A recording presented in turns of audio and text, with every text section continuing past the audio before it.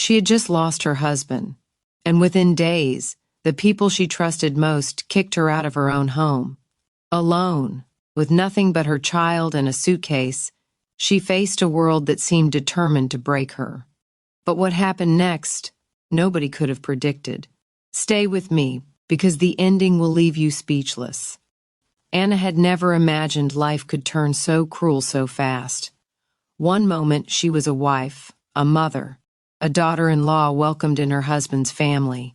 The next, she was standing on the cold sidewalk with her 3-year-old son, Max, her belongings in a small, worn suitcase, the door locked behind her. It all started after her husband, David, passed away unexpectedly. He had been her rock, her best friend, and the father of her child. When he was gone, grief hit her like a tidal wave, swallowing every part of her world. But she never expected the betrayal that followed. 3 days after the funeral, her in-laws came, faces stern, eyes cold. Anna, her mother-in-law, said, "The house and everything in it legally belongs to our son now. You are no longer part of this family." Her brother-in-law nodded, adding, "You have 7 days to leave, or we'll change the locks." Anna's heart stopped. She wanted to scream, to beg, to cry, but all she could do was clutch Max to her chest. How could people she called family turn their backs on her at the moment she needed them the most? The next morning she stepped onto the street, the crisp autumn air cutting through her coat. Max held her hand tightly, too young to understand the magnitude of what had happened, but old enough to sense the despair. Anna had nowhere to go. No savings, no job, no support. The first few months were brutal. She took whatever work she could find, cleaning offices, washing dishes, sewing clothes by hand.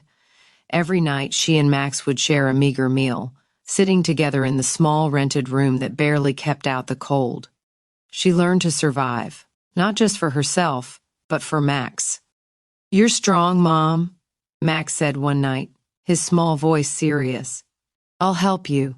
Anna smiled through tears, realizing her little boy had grown up too quickly, but she also understood that together they could face anything. Years passed. Anna worked tirelessly, learning new skills, saving every penny she could. Max grew into a bright, hard-working teenager, taking odd jobs after school to contribute. Despite the hardships, Anna never gave up.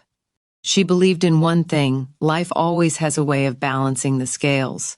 Anna's sewing skills improved, and she began selling handmade clothing online. Slowly but surely, her small business began to grow. Max helped with marketing, learning the ropes of business alongside his mother. They went from barely scraping by to making ends meet, and then to financial stability. 10 years after that fateful eviction, a knock came at Anna's door. She and Max had just returned from a meeting with a supplier. Opening the door, she froze. Standing there were the same people who had thrown her out: her mother-in-law, her brother-in-law, and his wife. Their faces were pale, their eyes wide with desperation. We need your help," her mother-in-law stammered.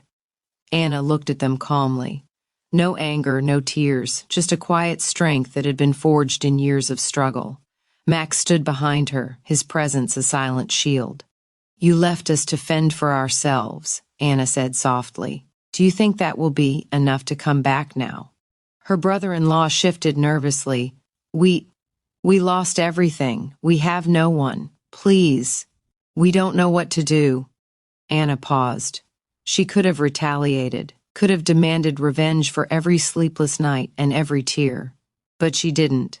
Instead, she offered guidance, advice on how they could rebuild their lives, making it clear that the path forward required effort and humility. Years of struggle had not hardened her heart completely.